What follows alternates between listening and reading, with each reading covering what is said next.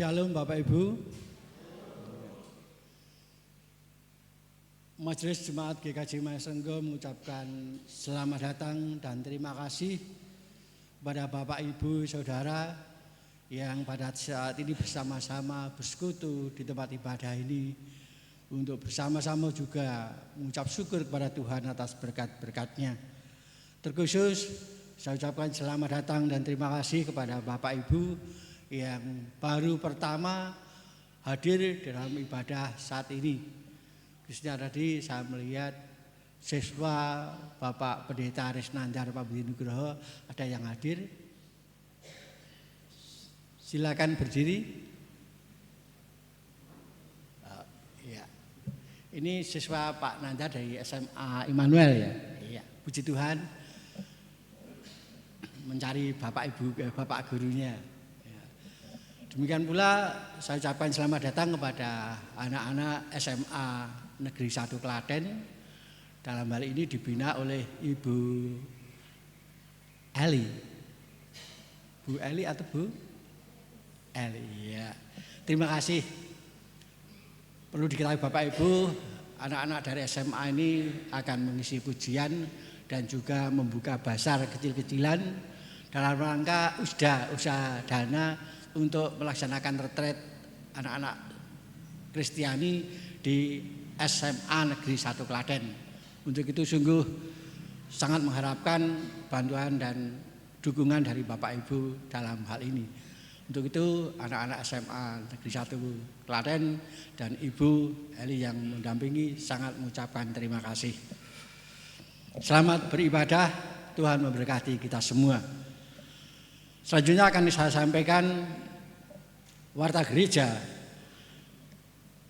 Warta gereja yang pertama, koordinasi majelis jemaat, yaitu akan dilaksanakan pada hari Jumat 1 November 2024 pukul 18 untuk penatua bertempat di ruang X SMP Kristen Maesenggo untuk dia. Oleh karena itu mohon kehadiran Bapak Ibu Majelis Gereja baik penatua maupun diaken, sebab setelah koordinasi selesai akan dilanjutkan belajar bersama tentang PPAG, pokok-pokok ajaran gereja Kristen Jawa. Berikutnya ibadah pagi Minggu 3 November 2024 akan dilayani oleh saudara kita terkasih dari GKJ Godang Winangun. Dalam hal ini melaksanakan pertukaran pelayanan firman dari Klasis Klaten Barat. Sedang di Maesenggo akan mengutus untuk melayani di GKJOD. Yang berikutnya persekutuan doa Rabu pagi. Rabu 30 Oktober 2024 pukul 5 bertempat di gedung gereja. Pelatihan paduan suara Mendorin Kso Selasa 29 Oktober pukul 16 bertempat di gedung gereja.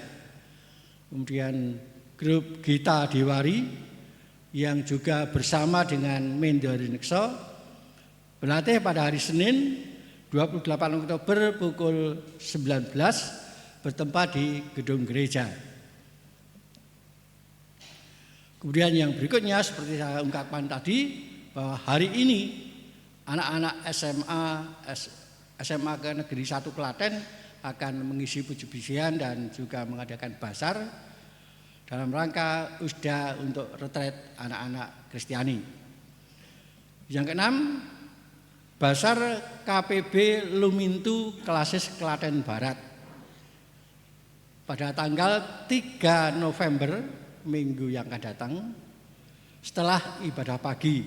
Untuk itu juga mohon dukungan dari jemaat di GKJ Maesenggo. Jadi ini yang mengadakan dari Klasis Klaten Barat tingkat klasikal ini. Kemudian yang ketujuh, pemahaman Alkitab. Dalam hal ini persekutuan doa yang pertama oleh Blok 3 Utara Kamis 31 Oktober 2024 pukul 16 bertempat di rumah Ibu Betana di Harjantani. Kemudian yang berikutnya, rapat Kolansia, Komisi Lanjut Usia, sekaligus rapat Panitia Natal PAY KKB, Paguyuban Adi Yuswa Klasis Klaten Barat, pada hari Kamis 31 Oktober pukul 9.30 bertempat di gedung gereja. Jadi nanti untuk para panitia Kolansia maupun panitia Natal PAY KKB dimohon kehadirannya. 19.30 adalah untuk Kolansia, selesai kemudian dilanjutkan untuk panitia Natal PAY KKB. Berikutnya persembahan. Ibadah Minggu 20 Oktober 2024 terkumpul Rp2.749.000 dengan rincian mingguan 1.361.000, kantong 2 1.218.000, untuk pembangunan Rp170.000. Untuk itu semua majelis mengucapkan terima kasih.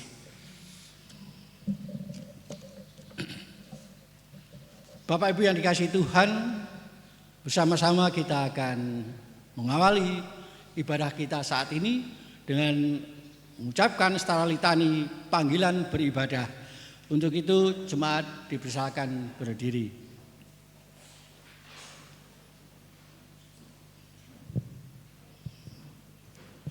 Aku hendak memuji Tuhan pada segala waktu. Puji-pujian kepadanya tetap di dalam mulutku. Karena Tuhan jiwaku bermegah, biarlah orang-orang yang rendah hati mendengarnya dan bersuka cita. Muliakanlah Tuhan bersama-sama dengan aku. Marilah kita bersama-sama memasyurkan namanya. Kita angkat nyanyian Dengar Dia Panggil Nama Saya. Kita nyanyikan 2 kali.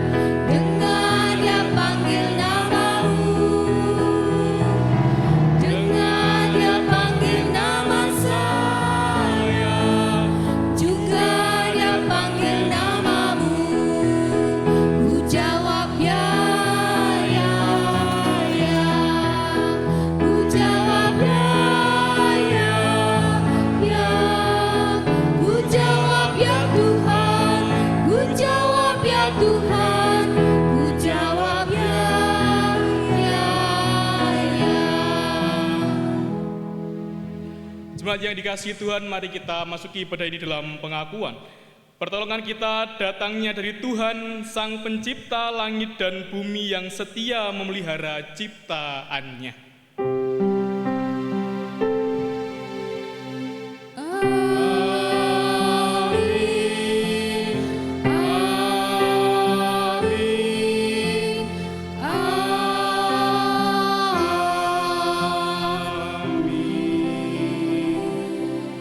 Damai Kristus besertamu. Dan besertamu juga. Jemaat dimohon duduk. Bapak Ibu Saudara yang dikasihi Tuhan, setiap orang mempunyai nama. Setiap nama pasti ada artinya. Tetapi ada orang-orang yang dianggap tidak berarti, tidak dianggap penting siapa namanya. Keberadaannya tidak dapat sepenuhnya diterima oleh orang-orang di sekitarnya. Mereka adalah para penyandang disabilitas. Hari ini kita mau belajar bahwa mereka juga orang yang berharga, mereka juga disayangi Tuhan, dan kita semua dipanggil untuk menerima dan peduli kepada mereka melalui tindakan nyata dalam kehidupan sehari-hari. Mari bersama-sama kita angkat satu pujian NKB 200, bait 1 dan 3 di jalan hidup yang lebar sempit.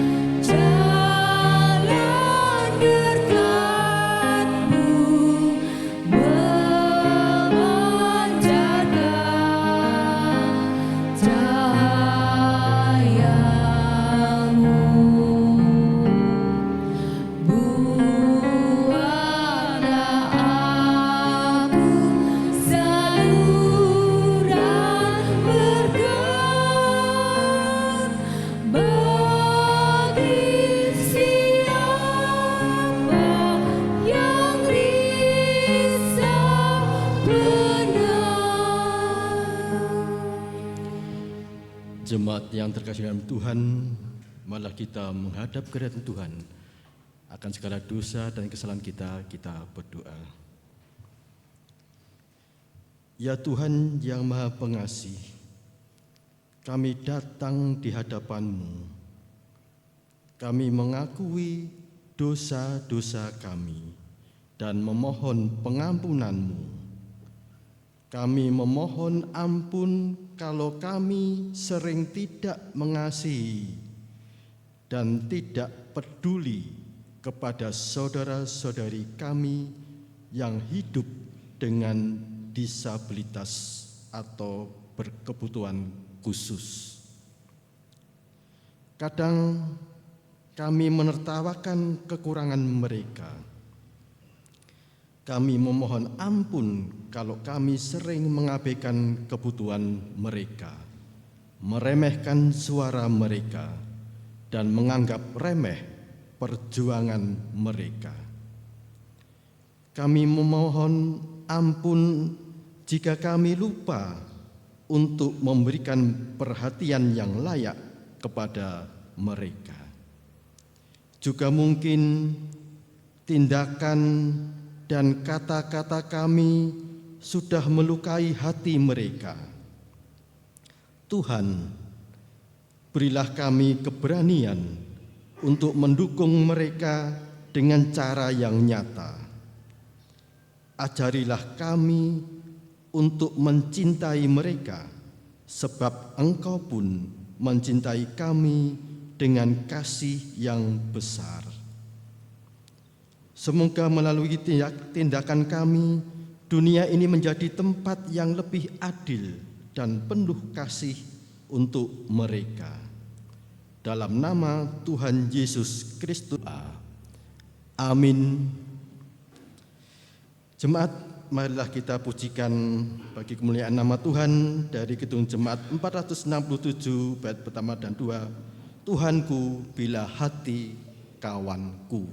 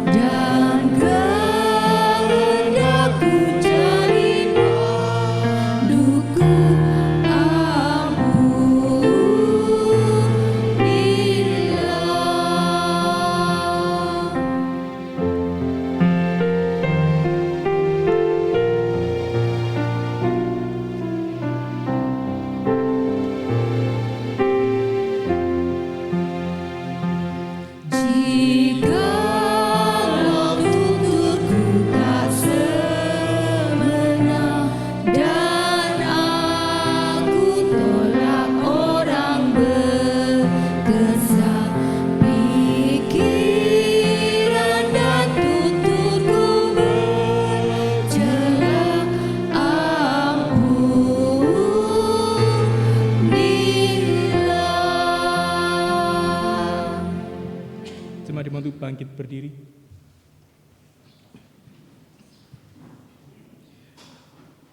Marilah kita bersama-sama dengarkan berita anugerah yang terambil dari 1 Yohanes 1 ayatnya yang ke-9.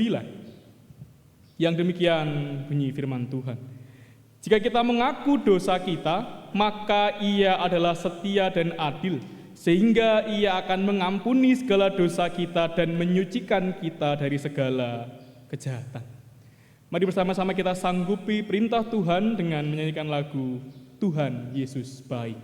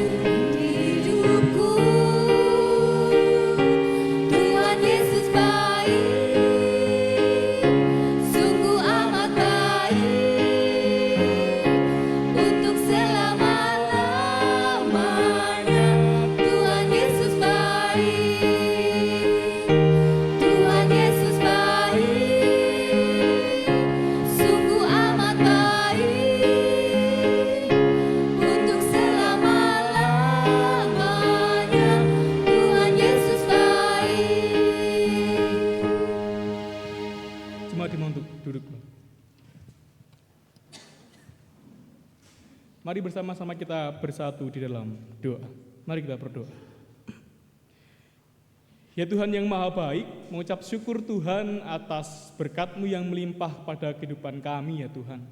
Ya Tuhan, Kau masih memberikan kami nafas kehidupan, Kau masih memberikan kami kesetiaan untuk mendengarkan firman-Mu ya Tuhan. Ya Tuhan, berkatilah firman-Mu yang akan hamba-Mu ini sampaikan. Kiranya Roh Kudus ada di tengah-tengah kami ya Tuhan, Roh Kudus ada di antara kami, sehingga kami dapat mengerti apa yang akan nanti kami dengar dari Tuhan dan dapat melaksanakannya dalam kehidupan kami sehari-hari ya Tuhan.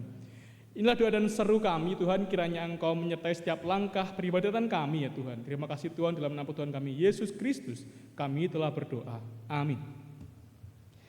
Bapak Ibu Jemaat yang dikasihi Tuhan, pada pagi hari ini kita akan bersama-sama merenungkan bacaan kita dari Injil Markus, ayatnya yang ke-10, pasal 10, ayatnya yang ke-46 sampai dengan yang ke-52.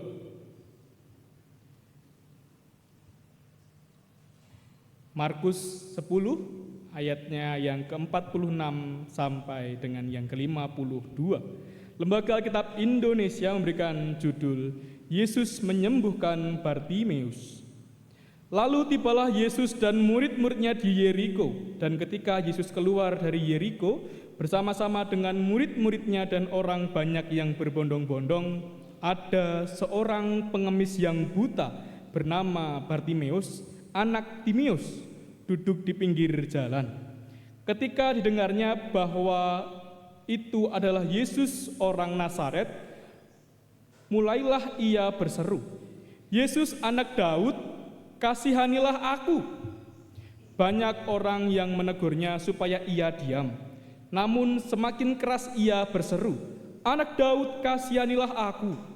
Lalu Yesus berhenti dan berkata, "Panggillah dia." Mereka memanggil orang buta itu dan berkata kepadanya, "Kuatkan hatimu, berdirilah, ia memanggil engkau." Lalu ia menanggalkan jubahnya, ia segera berdiri dan pergi mendapatkan Yesus. Tanya Yesus kepadanya, "Apa yang kau kehendaki supaya aku perbuat bagimu?" Jawab orang buta itu, "Rabuni, supaya aku dapat melihat." Lalu kata Yesus kepadanya, "Pergilah, imanmu telah menyelamatkan engkau." Pada saat itu juga ia melihat. Lalu ia mengikut Yesus dalam perjalanannya. Yang berbahagia ialah mereka yang mendengarkan firman Tuhan dan yang memeliharanya. Haleluya.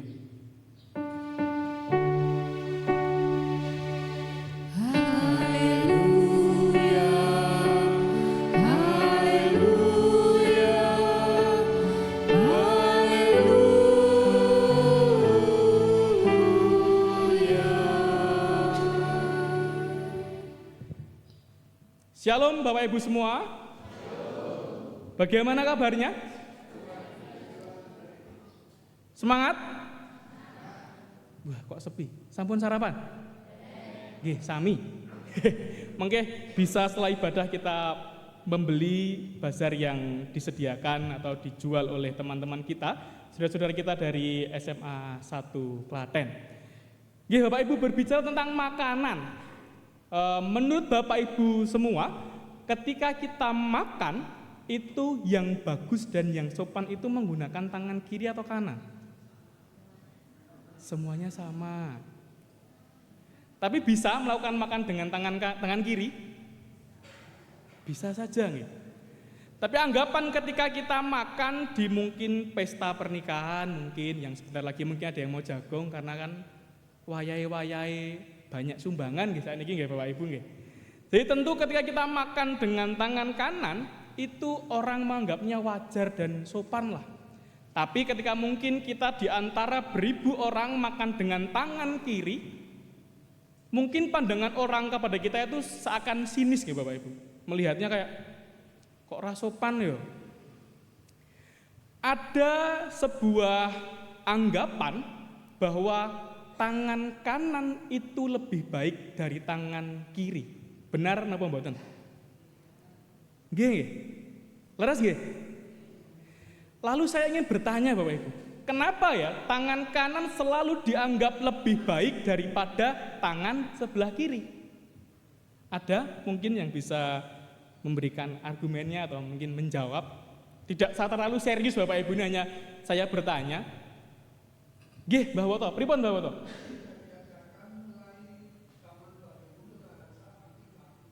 Oke, mulai diajarkan dari simbah-simbah, mungkin sebelumnya simbah-simbah itu sudah diajarkan. Ada yang lagi? Mungkin dari teman-teman SMA 1 nggih Bapak Ibu nggih. Biar kita kan akrab, biar kita melihat juga. Bagaimana Mas? Teman-teman dari SMA 1, kenapa ya kok tangan kanan itu selalu dianggap tangan yang lebih baik daripada tangan kiri? Dari segi sosial. Ada? Kenapa Bu Gurine nggih sakit lho niki? Kenapa? Atau sama seperti Mbah Woto bahwa ya sudah diajarkan Mas dari sejak dulu. Sudah diajarkan, sama nggih? Sudah diajarkan. Pripun Pak Breman? Oke, itu sudah menjadi budaya orang Jawa. Bapak Ibu sudah dikasih Tuhan, anggapan bahwa tangan kanan lebih baik daripada tangan kiri dari sebuah segi tatanan sosial, dari sejarah itu bermuara kepada kebiasaan praktis manusia. Ada salah satu sumber yang saya baca dari internet yang mengatakan bahwa kenapa kok tangan kanan itu lebih dianggap baik daripada tangan kiri.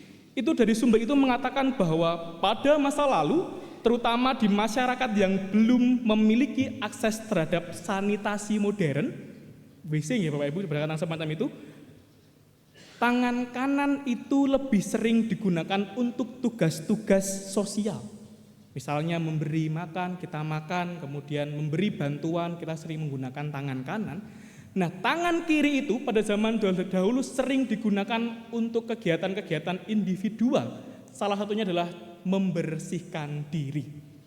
Anggapan inilah yang kerap muncul bahwa tangan kanan itu lebih baik daripada tangan kiri. Tangan kanan dianggap lebih baik daripada tangan kiri. Pandangan ini kemudian diturunkan secara perlahan dari nenek moyang kita kepada kita secara doktrinal. Ayo makan dengan tangan kanan, itu lebih baik. Makan dengan tangan kanan, yuk saliman dengan tangan kanan. Sehingga itu menjadi sebuah kebiasaan yang dilakukan khususnya di masyarakat Indonesia. Kenapa saya mengkhususkan itu di masyarakat Indonesia? Karena saya tidak bisa mengeneralisasikan bahwa tangan itu selalu dianggap lebih baik. Karena di Jepang ada juga anggapan dan budaya ternyata tangan kiri itu lebih baik daripada tangan yang sebelah kanan. Kebiasaan yang dilakukan secara berulang dan oleh komunitas yang besar kerap kali dianggap adalah hal yang wajar dan hal yang normal. Ini menunjukkan sifat dasar manusia. Manusia adalah satu-satunya makhluk yang bisa menamai sebuah hal dan menamai sebuah benda dan menamai makhluk hidup yang lainnya. Pernahkah mungkin kita berpikir Bapak Ibu, kok kenapa ya kursi itu dinamakan kursi? Atau mungkin kenapa ya warna merah itu dinamakan merah? Itu adalah penamaan yang dibuat oleh manusia. Sehingga manusia adalah makhluk yang mampu, hanya satu-satunya makhluk yang mampu dan bisa menamai sebuah hal-hal tertentu. Menetapkan bahwa hal itu normal. Misalnya saja makan dengan tangan kanan itu dianggap wajar. Dan mungkin, kalau mungkin kita bisa berrefleksi dalam kehidupan kita sehari-hari, ketika kita menganggap kita sebagai manusia yang terlahir dengan tangan dua, kaki dua, dan yang lengkap, itu mengatakan bahwa kita adalah manusia yang dianggap normal. Manusia bisa menganggap bahwa ada batasan normal. Namun ketika kita melihat saudara-saudara kita yang mungkin, maaf kata, hanya terlahir dengan satu tangan, kita anggap bahwa itu tidak sama dengan kita. Kita menganggap bahwa mereka dan menyebutnya mereka adalah teman-teman atau saudara-saudara kita yang memiliki sebuah rasa keterbatasan atau mungkin kita sebut dengan disabilitas. Namun di zaman saat ini, kata normal itu seakan menghimpit pemikiran kita, seakan mengungkung pemikiran kita, dan memberi patokan pada hal-hal yang tertentu. Sebagai kenormalan seakan mengungkung pemikiran kita yang dapat menghancurkan relasi kita dengan sesama kita. Di zaman yang semakin berkembang, zaman yang semakin maju, teknologi yang semakin maju, media-media informasi, kita mendapatkan informasi dengan cepat, kita akan sering bergumul dengan batasan kenormalan kita. Yang mungkin di zaman dahulu bisa dikatakan bahwa anggapan bahwa makan dengan tangan kanan itu lebih baik daripada dengan yang tangan kiri. Pada zaman dulu memang tidak ada atau mungkin kebanyakan orang makan dengan tangan kanan. Namun di zaman saat ini kita mengenal dengan istilah orang kidal yang kerap kali makan dengan tangan kiri, aktivitas banyak dengan tangan kiri. Kenormalan-kenormalan yang kita buat itu seakan menghimpit kita, mengungkung kita dalam sebuah pengetahuan yang sama. Seperti itu terus dari sejak dulu. Dalam ilmu sosial, agaknya kenormalan kita itu menjadi pro dan kontra di zaman saat ini, Bapak Ibu. Misalnya saja kita menganggap orang makan dengan tangan kanan, lalu kita melihat orang yang kidal, kita merasa sinis. Lalu bagaimana? Apa kita memaksakan mereka untuk makan dengan tangan kanan juga? Memaksakan otak yang diberikan Tuhan untuk sama dengan kita?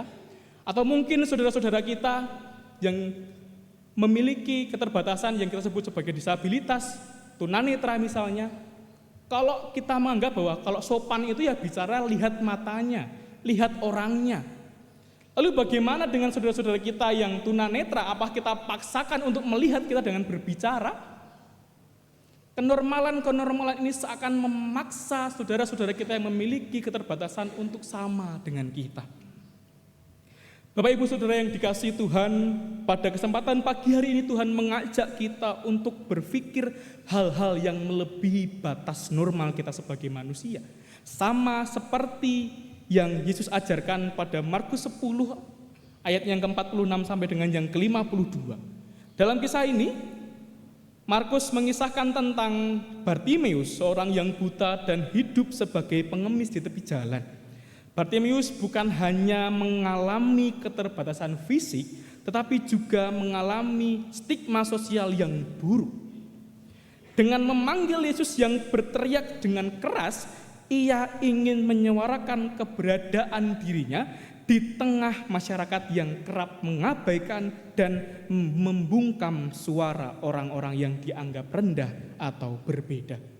Pada konteks sosial pada zaman Yesus, disabilitas dianggap sebagai ketidakberdayaan yang seringkali dikaitkan dengan dosa turunan atau hukuman dari Tuhan. Pada zaman Yesus, stigma sosial menganggap bahwa orang yang memiliki keterbatasan adalah orang yang dihukum, orang yang memiliki dosa yang begitu besar. Orang-orang yang dengan memiliki keterbatasan fisik seperti Bartimeus cenderung dijauhi dan harus bergantung kepada belas kasihan orang-orang yang ada di sekitar mereka. Mereka yang sering diabaikan atau tidak dianggap bagian dari komunitas yang dianggap normal pada waktu itu. Dalam bahasa Ibrani, Bapak Ibu, kata bar itu berarti bahwa anak seseorang. Kata bar itu artinya adalah anak seseorang. Jadi ketika kita melihat kata Bartimeus, itu adalah anak dari Timeus. Sehingga kita bisa menganalisis, ternyata orang yang buta ini tidak memiliki nama loh sebenarnya. Dia dipanggil Bartimeus karena dia adalah anak Timeus.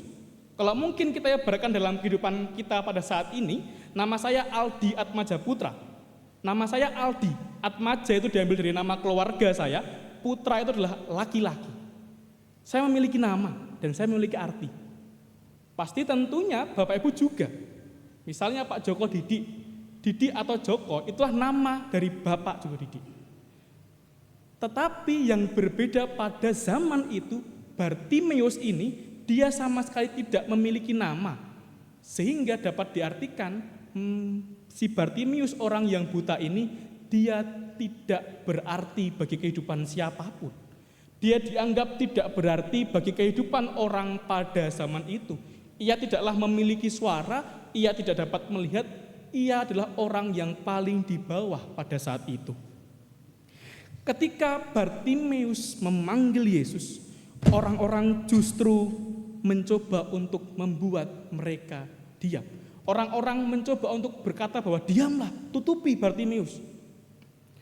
Tindakan membungkam Bartimeus ini ternyata dilihat oleh Yesus. Yesus peka terhadap lingkungan yang ada di sekitarnya. Yesus justru menghargai panggilan dan merespon dengan memerintahkan orang-orang untuk panggil si Bartimeus. Yesus mengangkat Bartimeus dari posisi yang terpinggirkan dan menegaskan bahwa ia layak diperhatikan dan dihargai.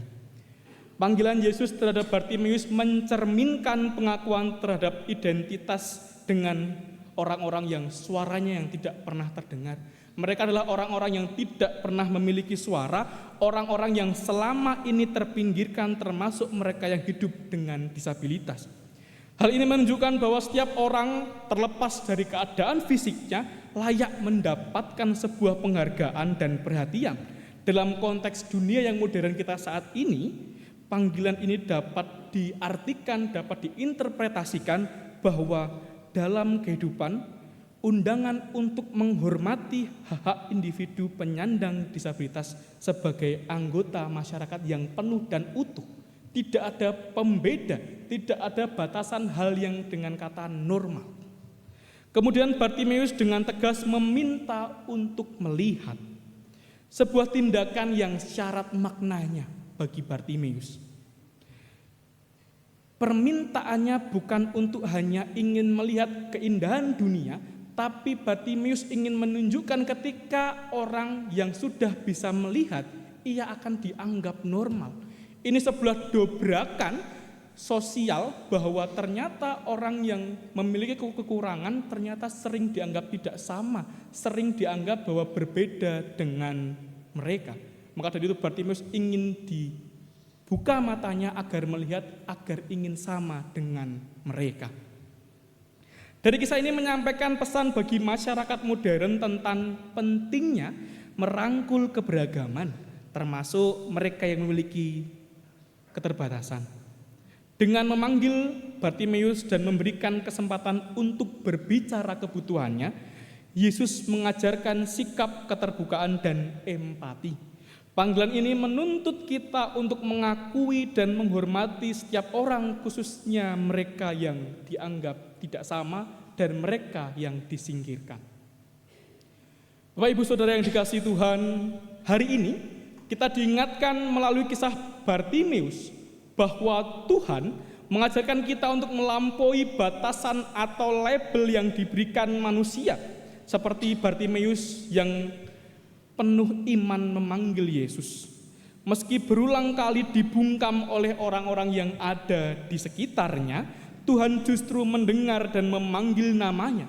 Panggilan Yesus adalah panggilan yang menembus batasan kenormalan dan memanggil setiap pribadi untuk diterima dan dihargai, terlepas dari keadaan fisik atau stigma sosial yang mungkin melekat pada mereka.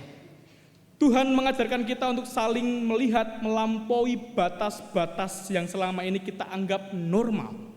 Kita seringkali menilai orang dengan tolak ukur kenormalan. Normalnya itu seperti ini, normalnya seperti ini. Kok dia berbeda? Tidak normal dia. Namun selayaknya kita patut berkaca diri. Siapakah kita?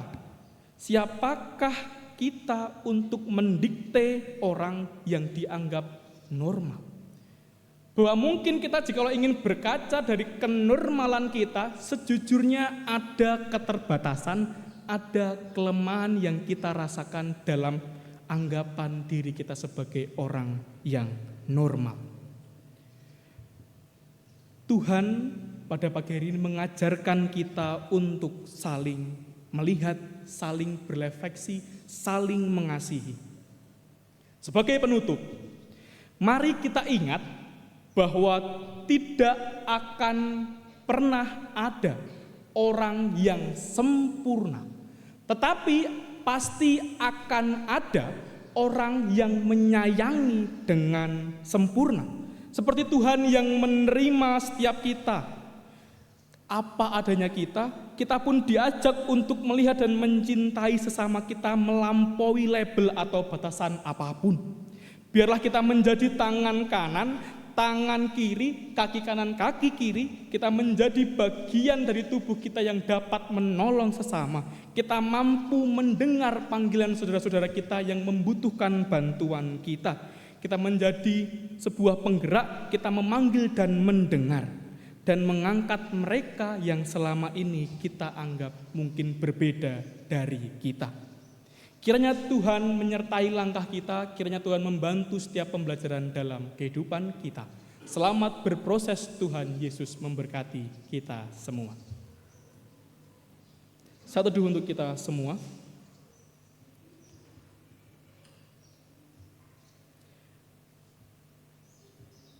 Mari bersama-sama kita dengarkan isian dari saudara-saudara kita SMA 1 Klaten.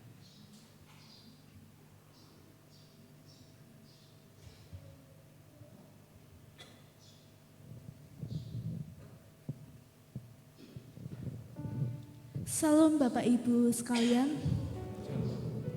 Pada kesempatan di pagi hari ini, izinkan kami untuk menaikkan satu buah pujian sebagai rangka usaha dana untuk retret Persik SMA Negeri 1 Klaten.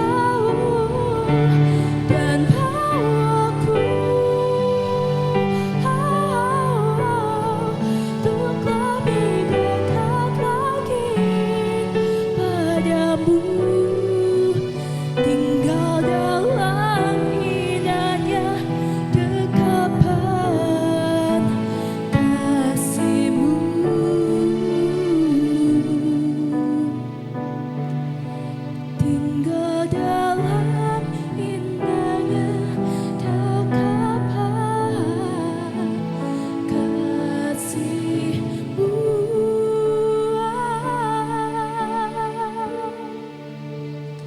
Terima kasih semuanya.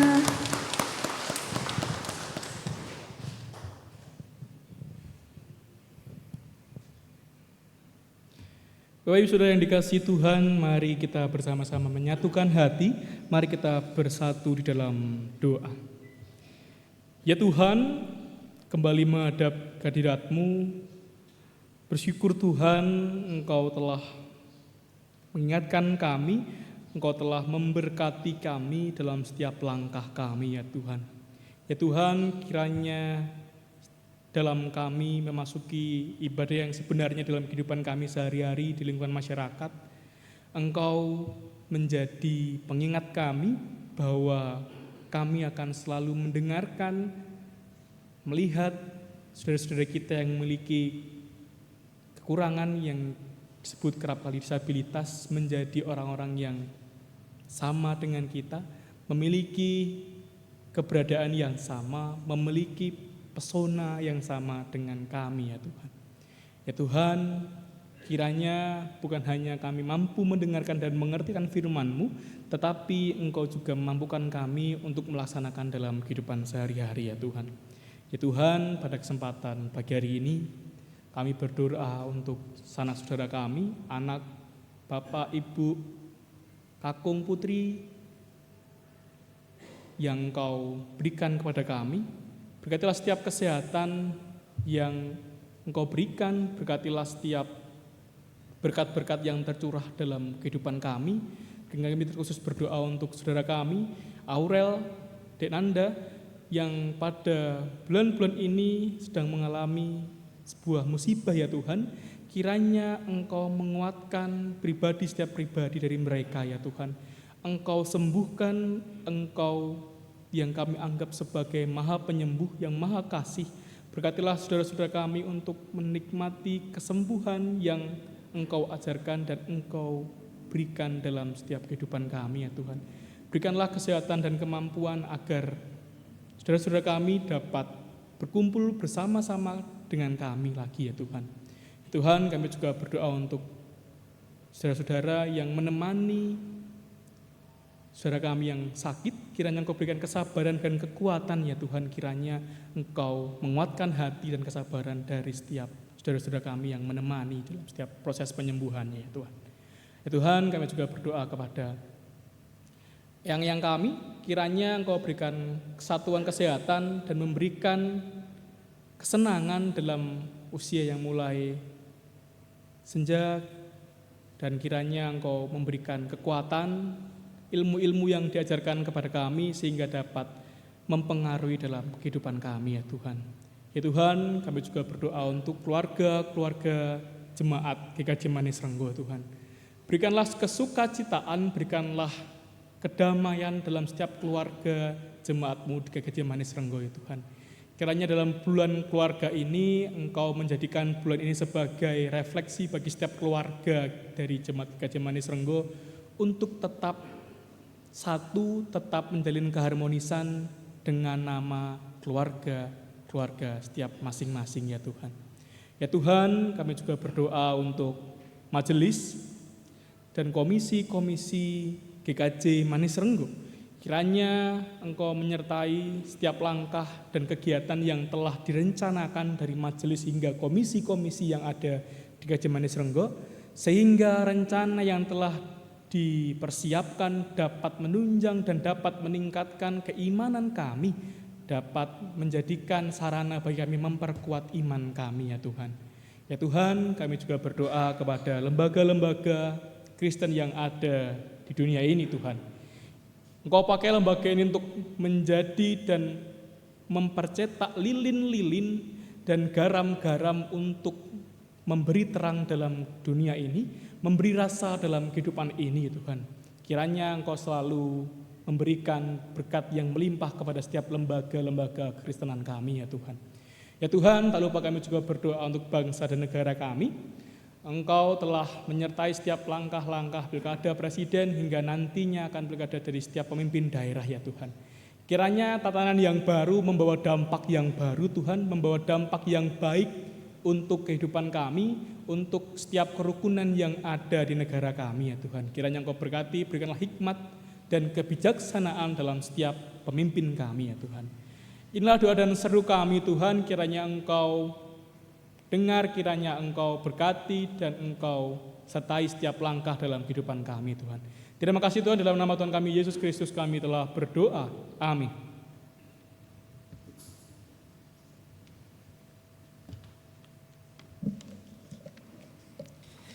Jemaat yang dikasihi Tuhan, marilah kita memberikan persembahan bagi Tuhan. Ingatlah firman Tuhan di dalam 2 Korintus 9 ayat yang ke-7. Hendaklah masing-masing memberikan menurut kerelaan hatinya, jangan dengan sedih hati atau karena paksaan, sebab Allah mengasihi orang yang memberi dengan sukacita. Marilah kita pujikan nama Tuhan, pelengkap kidung jemaat 147, bait yang pertama dan yang kedua, di sini aku bawa.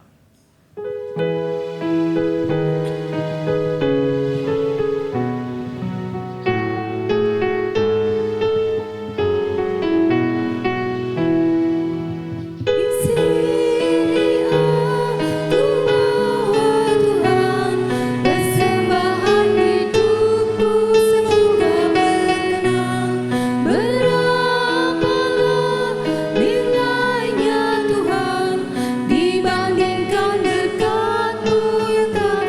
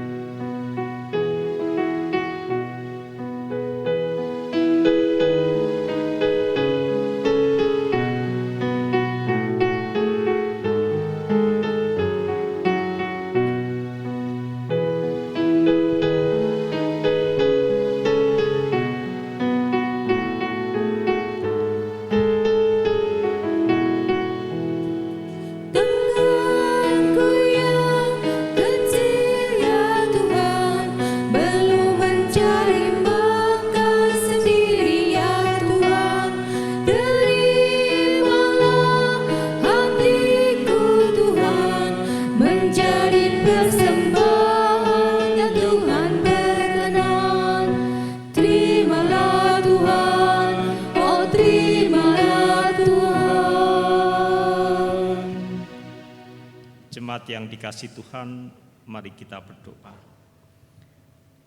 Bapa di dalam surga, dengan rasa syukur kami membawa persembahan kepadamu.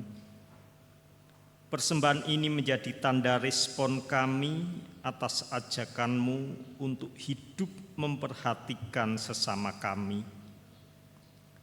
Jagailah tekad kami untuk terus terlibat dalam karya kasih-Mu bagi semua orang. Berkatilah persembahan kami ini Tuhan, di dalam nama Tuhan Yesus yang sudah mengajar kami berdoa. Bapa kami yang di surga, dikuduskanlah nama-Mu, datanglah kerajaan-Mu, jadilah kehendak-Mu di bumi seperti di surga. Berikanlah kami pada hari ini makanan kami yang secukupnya, dan ampunilah kami akan kesalahan kami, seperti kami juga mengampuni orang yang bersalah kepada kami. Janganlah membawa kami ke dalam pencobaan, tetapi lepaskanlah daripada yang jahat. Karena Engkaulah yang mempunyai kerajaan dan kuasa dan kemuliaan sampai selama-lamanya. Amin.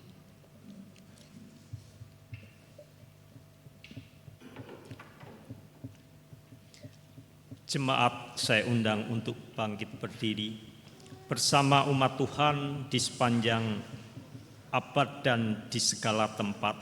Marilah kita bersama-sama memperbaharui iman percaya kita, pengakuan iman rasuli yang demikian. Aku percaya kepada Allah, Bapa yang Maha Kuasa, Khalik langit dan bumi, dan kepada Yesus Kristus, anaknya yang tunggal Tuhan kita, yang dikandung dari Roh Kudus, lahir dari anak darah Maria, yang menderita di bawah pemerintahan Pontius Pilatus, disalibkan, mati dan dikuburkan, turun ke dalam kerajaan maut. Pada hari yang ketiga bangkit pula dari antara orang mati, naik ke surga, duduk sebelah kanan Allah, Bapa yang Maha Kuasa, dan akan datang dari sana untuk menghakimi orang yang hidup dan yang mati. Aku percaya kepada Roh Kudus, gereja yang kudus dan persekutuan orang kudus, pengampunan dosa, kebangkitan daging, dan hidup yang kekal. Bapak Ibu, Saudara yang dikasihi Tuhan, mari kita bersama-sama kita menerima berkat Tuhan. Marilah kita melangkah dengan semangat baru untuk menjadi agen kasih dan kepedulian dunia ini. Kita diutus menunjukkan kasih yang nyata kepada sesama, khususnya kepada saudara-saudari kita yang hidup dengan disabilitas. Kini terimalah berkat Tuhan. Tuhan kiranya memberikan kekuatan kepada umat-Nya. Tuhan kiranya memberkati umat-Nya dengan sejahtera. Amin.